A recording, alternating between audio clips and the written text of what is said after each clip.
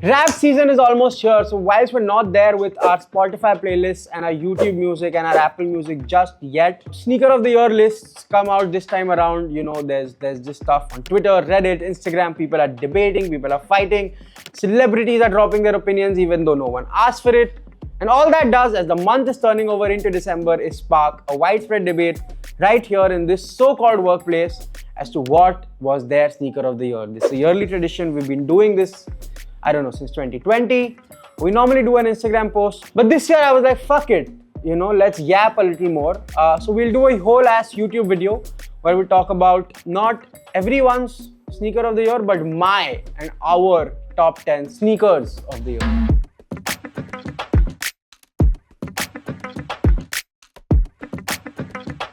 So we kick things off with some honorable mentions which are cool but just not cool enough or relevant enough to be in India. Our two pairs of Air Max 95s, one in the classic neon colorway and the second which is the Levi's collab. Like, they're amazing pairs of shoes, but like I don't see anyone wearing them here. And one of my personal favorite releases of the year were the Devin Booker ones from Nike.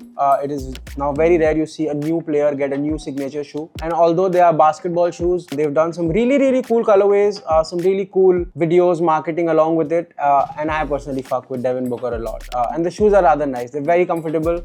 And it's not always you can wear a basketball shoe to go out and still look cool, but the Book ones managed to do that. And they're already lined up for a Book 2 release next year, so that's how you know it's doing well. Anyway, now kicking things off at number 10 is not actually one shoe or something that released this year. It is basically the re-emergence of some of our favorite silhouettes in the Puma Palermo, the Speed Cats, or the Sambas. All of these have seen newer collabs and newer releases and newer colorways this year, but it's just mainly how they all have been just super prominent in like us going back to what started sneaker culture in the first place. They're affordable, they're still easily accessible, they're fairly easy to style, and they come in a gazillion of colors, so you can't go wrong. And again, it's just a good entry first step. So I think something like that, something that accessible should always be part of these lists, because this is about inclusivity. And number 9 is the second SB Jordan 4. The first one was the Pine Green 4, and when it came out, it basically used to sell for like 5x its retail, which was absolutely crazy for a Jordan 4, especially here in India. The materials and the build quality in this line of Jordan 4s was just so good. Like, you didn't feel like you were holding a $180 or a $200 shoe or a 15,000 rupee shoe, because Nike really killed it with that. And to bring back another classic colorway in the navy blue, it's just perfect. It goes with everything. It's tremendously well made, and compared to its predecessor in the Pine Green colorway, these are rather affordable. You can get one for like 25,000 rupees, and as I said, like, accessibility is really important. So that's why it's at number 9 on my list, or our list rather. At number 8 is the first and only New Balance on this list. Unfortunately, New Balances are cool. They're gaining hype, but they're just still not too mainstream yet for it to have a bunch of them. This is the Joe Fresh Goods Aged collab, I think it's called. This is in this beige, beautiful colorway. It is after the first JFG, which had come out a few years ago, which had a barrage of colors. So this one is slightly more monotoned, but it still has a bunch of hidden things. There's stuff inside, there's a bunch of materials used outside, and like, that's what you want. It's art on a shoe, and like, that's why it's a collab. Someone has designed it, put a lot of thought into it. It's not just Nike making the same old stuff out of sweatshops in China, which is why we love shoes. They're an expression. And again, these are not as expensive as the original collab. You can still get one for like around 30,000 rupees, which is a tremendous bang for buck, if you ask me. And number 7, technically not shoes. These are the Nike Rejuvenate slides or Crocs, or I call them foam runners, because I love them. I think they're slightly just something new, and apparently a lot of people do as well. Like, they're one of the best sellers we have.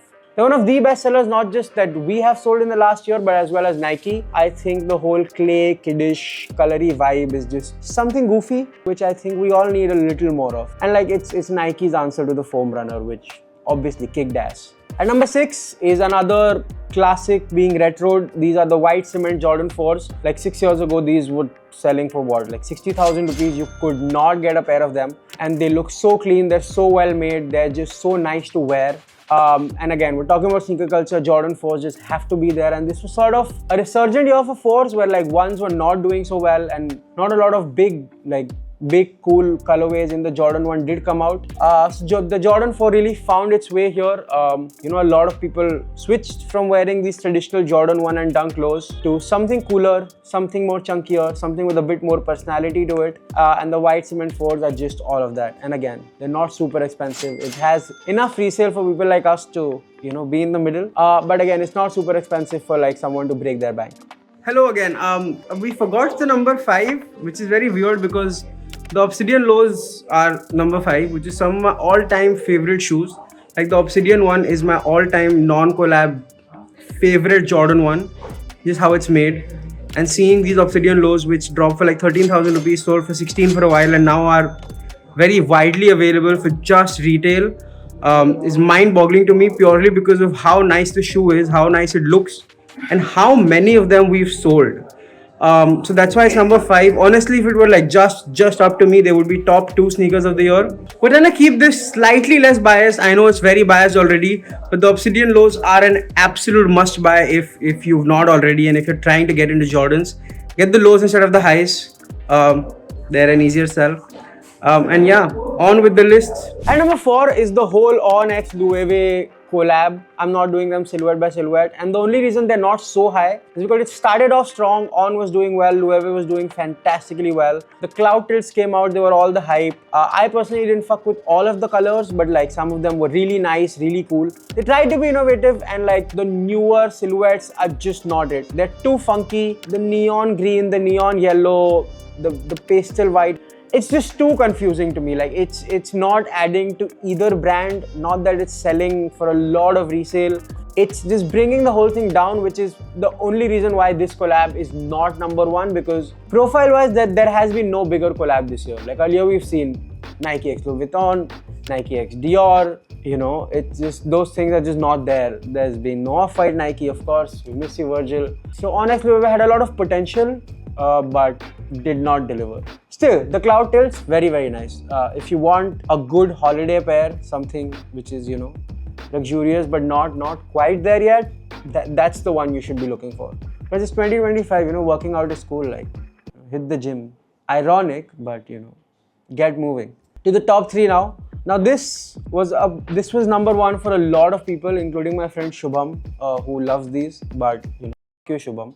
You all who doubted me. These are the Nigel 4s. They're called the Brick by a Brick. They're these bright red maroonish colorway, and I really fuck with them. They're very nice, but how many times can you wear an all red shoe? Where can you wear it? And like from my capitalistic greedy mindset, there's not a lot of resale as well to like justify all the hype. They're very nice. I love all the Nigel collabs before this as well.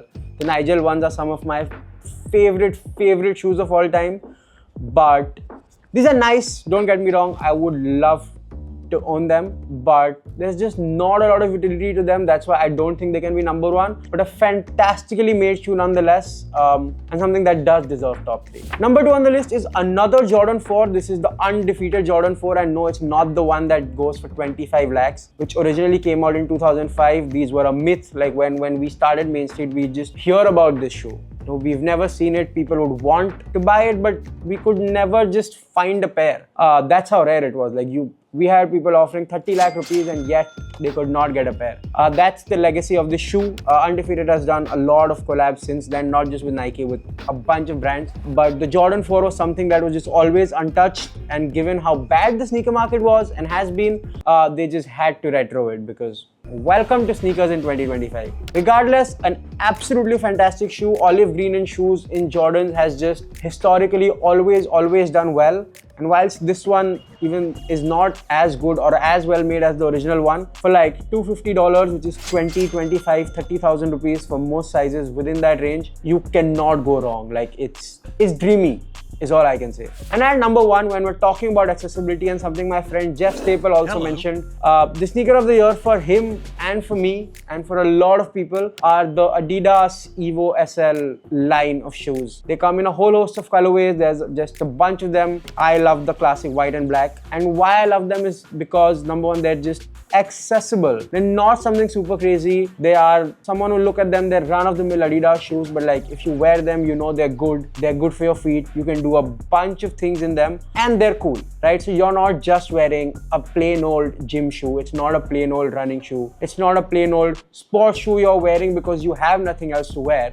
This is just everything in one. I really like it because it's again well priced. There is some resale to it. It's not as easily available as the Air Force One, but it's still just super comfortable, super nice, super trendy, and it just fits into this whole, you know, we're moving, we're working out, we're doing outdoor stuff, the trend that we're all on. So that's number one. What shoe did you want the most? Comment that name. Let me see if we agree with you or disagree with you. And yes, like the video. Comment your pick. It could be an HRX shoe for all I care, you know. We listen, we don't judge.